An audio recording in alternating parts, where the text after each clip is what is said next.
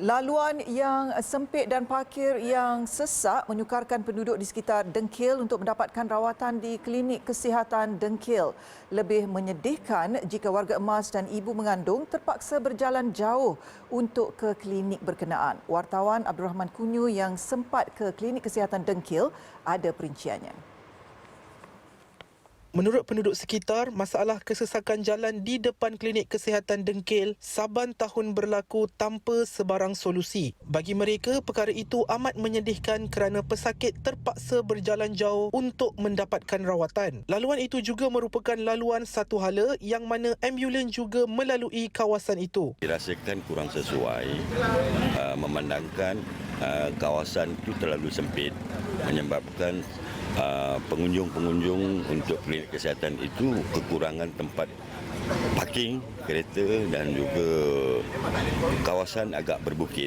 So menyebabkan mungkin pesakit-pesakit ataupun parent-parent yang tua ni, yang dah berumur ni tak mampu nak berjalan atau menaiki bukit pada kawasan itulah. Because I dah gunakan jalan ni since like 5 or 6 years ago.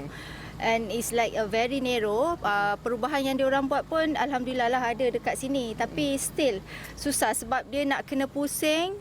Yang dekat sebelah sana tu is jalan masuk, yang ni keluar. Jadi sangat-sangat susah. Pengalaman saya sendiri, saya dah membantu lebih kurang 3 ke 4 orang tua yang terpaksa parking kereta sangat-sangat jauh. Dengan yang sakit lututnya, sakit kakinya, sangat kesian lah. Saya sampai tadi awal pukul 9 macam tu. Memang pack sangat kereta, ada yang parking sampai makan jalan. So saya tengok pun ada yang kadang-kadang penduduk sini pun dia tekan horn sebab dia nak pergi kerja, saya rasa kan. Tapi bagi pendapat saya lah, kalau boleh bagi parking tu tidak mengganggu jalan penduduk, itu je. Sementara itu, calon-calon yang bertanding di DUN berkenaan juga cakna dengan masalah itu dan ingin mencari solusi yang terbaik bagi memastikan akses ke klinik kesihatan itu lebih mudah dan selamat. Perkara pertama yang saya akan buat kalau saya diberikan mandat, yang pertama saya nak selesaikan masalah fasilitis klinik kesihatan itu. Sebab bagi saya hari ini itu merupakan perkara yang paling penting, yang perlu kita selesaikan. Sebab tak guna kalau kita ada first world facilities pun, ada duit banyak dan sebagainya, tetapi kita menghadapi masalah dari segi nak mendapatkan akses terhadap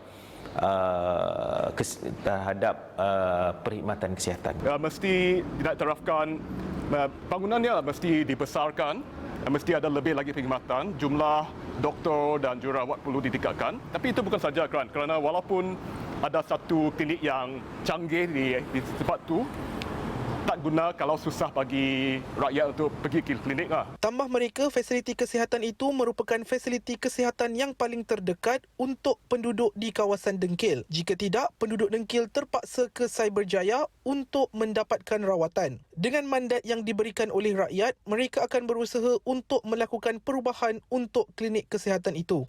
Jika penonton dapat melihat sendiri, ini merupakan jalan utama buat penduduk Dengkil untuk ke klinik kesihatan Dengkil. Kawasan yang sempit dan parking yang agak bersepak ini menyukarkan untuk mereka mendapatkan akses kesihatan di klinik Dengkil ini.